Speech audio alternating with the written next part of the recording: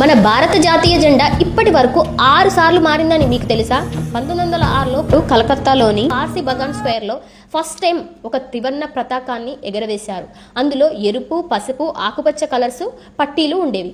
పైభాగంలో 8 తెల్ల తామర పూలు, మధ్యలో వందే మాతరం, కింద సూర్యుడు, నెలవంక మరియు ఒక స్టార్ ఉండేవి. అయితే మళ్ళీ 1907లో మేడం బికాజీ కామ గారు విదేశాల్లో ఉన్న భారత విప్లవకారులతో కలిసి జర్మనీలో మరో జెండాను అన్ఫ్లర్ చేశారు.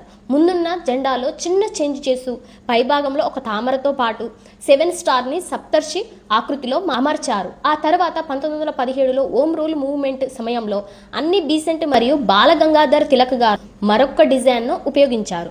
ఇందులో ఎరుపు, ఆకుపచ్చ పట్టీలతో పాటు 7 నక్షత్రాలు, అలాగే ఒక కార్నర్లో బ్రిటిష్ యూనియన్ జాక్ కూడా ఉండేది.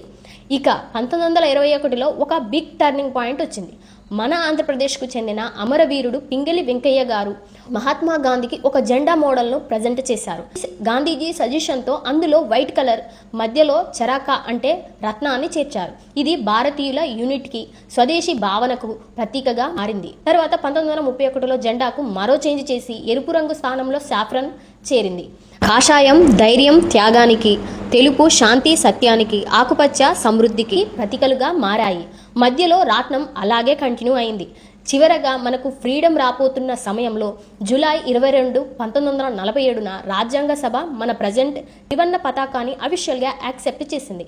రాట్నం ప్లేస్లో ధర్మచక్రమైన అశోక చక్రం చేరింది. ఎన్నో రూపాలు, పోరాటాలు, త్యాగాల తర్వాత మన ప్రౌఢ తిరంగా రూపుదిద్దుకుంది.